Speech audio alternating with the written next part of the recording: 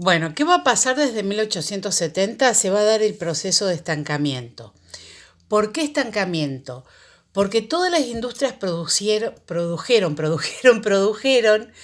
aumentó muchísimo la industrialización, ¿sí? Como consecuencia de que había muchas industrias, había mucha tecnología y había mucha competencia. ¿Qué pasa entonces cuando hay muchos productos en el mercado? Obviamente hay una saturación del mercado y bajan los precios, ¿sí? Si todo el mundo vende los mismos productos y todo el mundo vendía productos químicos, productos textiles, muebles, etcétera, etcétera, entonces el consumidor tenía 50 productos del mismo tipo, 50 camisas, 50 muebles, 50 sofás para elegir, de distintos precios, eligen el más barato o eligen entre los de mejor calidad, lo más económico, los mercados están saturados, los precios bajan porque hay mucha cantidad y las ganancias de los capitalistas empiezan a reducirse. ¿Sí? Entonces, ¿qué hacen los países cuando ven que el capitalista no gana mucho? Si el capitalista no gana, si el industrial no gana, obviamente no va a pagar los impuestos. ¿Sí? Entonces empiezan a generar proteccionismo. ¿Qué significa? En Argentina se vende lo que se produce acá. En Inglaterra se vende lo que se produce allá. ¿Sí? Si en Inglaterra se producen muebles, entonces los muebles que llegan del exterior llegan a precios altísimos, con muchos impuestos, para que la gente no los compre. Está claro, ¿no? Por otro lado hay monopolio y oligopolio. ¿Sí? Es decir, monopolio se unen empresas para controlar la producción. Por ejemplo, se unen todas las empresas de fábrica de sillones o de muebles. Entonces, los muebles van a tener todos más o menos el mismo precio, no va a haber competencia y todos van a vender más o menos lo mismo. ¿Sí? Y el oligopolio es la unión de empresas para controlar los precios. Acá controlan los precios, ¿sí? Acá controlan la producción y los precios. ¿Se entiende la diferencia? En un monopolio, todas las empresas están juntas, entonces ustedes van a comprar, les doy un ejemplo más claro, van a comprar yerba y se encuentran con la yerba tarahui, con la yerba piporé y con la yerba mañanita, ¿sí? Si es un oligopolio, las tres yerbas van a existir, pero el precio va a estar entre 10 pesos y 12 pesos. Ni menos ni más. Eso está controlado por el oligopolio. Si es monopolio, las tres yerbas van a tener el mismo paquete y se van a llamar mañanita taragüense, qué sé yo, un nombre así, ¿sí? Entonces las tres industrias terminan siendo una sola. ¿Se entendió? Espero que sí. Bueno, ¿qué otra cosa pasa en este cambio económico para tratar de mejorar la economía que estaba estancada? Va a haber especialización de trabajadores. Lo que les dije antes, el trabajador especializado que sabe hacer un trabajo con una máquina va a ganar mucho más. Pero este trabajador especializado va a tener también muchas más obligaciones. ¿Sí? Va a tener un trabajo mucho más arduo, más pesado, pero va a ganar muy bien. A la larga, este trabajador va a ser el que se beneficia en este proceso. ¿Sí?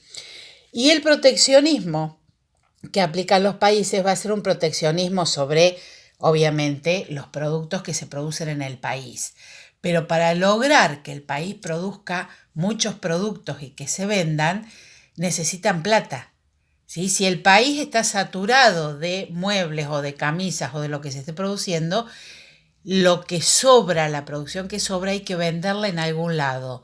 Entonces ahí empieza el proceso de colonialismo sobre Asia y África, ¿sí? Que son países, continentes, en donde hay países que no tienen producción de productos elaborados. ¿Se entendió?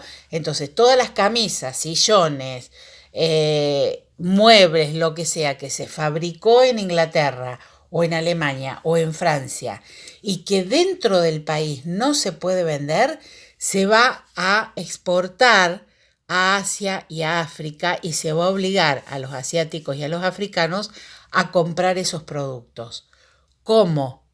¿Por qué se los obliga? ¿O cómo se los obliga? Le compran la materia prima a esos países, ¿sí? Por ejemplo, a Asia le compran la madera de bambú, ¿sí? Para hacer muebles. Entonces, Asia exporta madera de bambú, que es una materia prima, ¿sí? Inglaterra o Holanda o Francia o el país que sea compra esta materia prima, hace los muebles de bambú y vende el producto elaborado, que es el mueble de bambú, a Asia. ¿Se entendió? Que es lo mismo que hacía España con nosotros cuando nos colonizó, ¿sí? Nos vende el producto elaborado, nos compra la materia prima. ¿Quién pone el precio? El país superior. Entonces está colonizando desde el punto de vista económico estos países. ¿Se entendió? Espero que sí. En Alemania tuvimos un desarrollo industrial muy, muy rápido, ¿sí?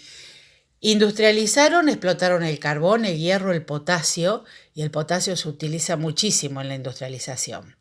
Se desarrollaron muchos bancos, se construyeron muchísimos barcos y ferrocarriles y fundamentalmente se hicieron muchas fábricas de armamento, ¿sí? A la par que empezaron con un imperialismo agresivo. Esto del colonialismo y esto del imperialismo es lo mismo. Es la dominación de un país fuerte sobre un país más débil, ¿sí? Entonces Alemania tenía, con todo esto, logró plata. Y todo ese capital lo utilizó en el desarrollo de armas, de todo tipo. Y cuando digo armas, digo organización de ejércitos también, ¿sí? Entonces, tenía plata, tenía ejércitos, tenía armas y tenía una forma de relacionarse con el resto del mundo sumamente agresivo. ¿Qué es lo que logró con todo esto Alemania? Primera Guerra Mundial, ¿sí? Estados Unidos tuvo gran desarrollo industrial, tuvo producción en serie y tuvo la línea de montaje que le inventaron en Estados Unidos. ¿Qué era la línea de montaje?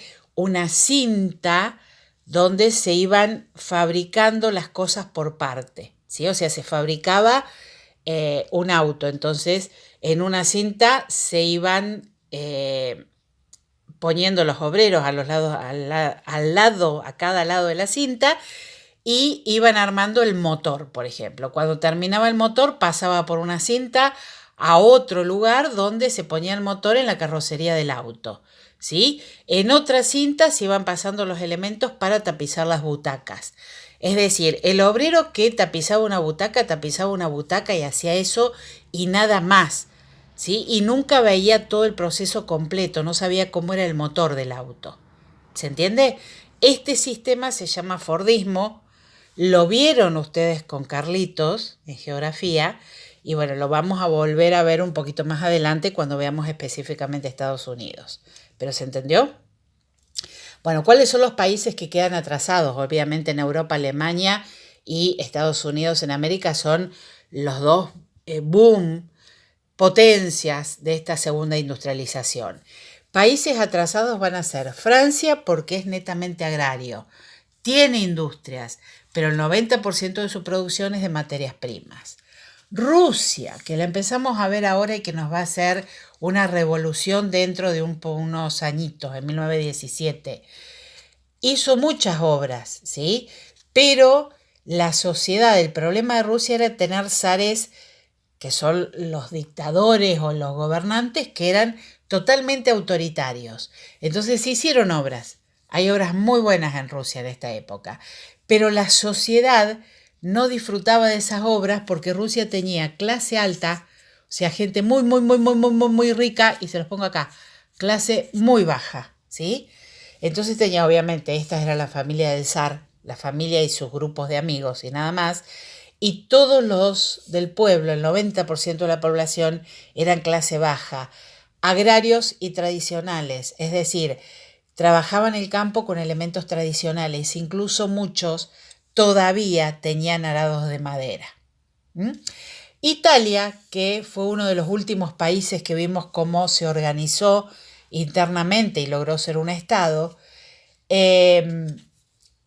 tuvo economías regionales, o sea, se organizó territorialmente, tuvieron un rey, pero no pudieron organizar una sola economía. Tenían economías regionales. En cada pedacito de Italia había una economía diferente. Por ejemplo, en el centro en el centro de la botita, digamos, la zona donde está Roma, tenían una economía agrícola. El sur era netamente ganadero. La parte de Sicilia era producción ganadera, pero únicamente de vides y olivos. Y en el norte eran agrícolas, pero de ganado bovino y no vacuno. ¿Sí? Entonces, al ser economías regionales, no pudieron unificar la economía de todo el estado. ¿Se entendió hasta acá? Bueno, espero que sí. Me callo, la corto, no los aburro más. Tienen hasta el 1 para entregarme el trabajo práctico. Les estoy mostrando todo el living, ¿vieron? Yo como si nada. Bueno, tienen hasta el 1 para entregarme el trabajo práctico. No les voy a dar otro trabajo, o sea que disfruten las vacaciones, ¿sí? Sí les voy a mandar el lunes una actividad para que realicen, que es obligatoria, pero es para organizar el segundo trimestre. No tiene que ver con historia. Bueno, chicos, les mando un beso. Espero que les hayan servido los videos y espero que volvamos a vernos muy pronto. Chao, chao.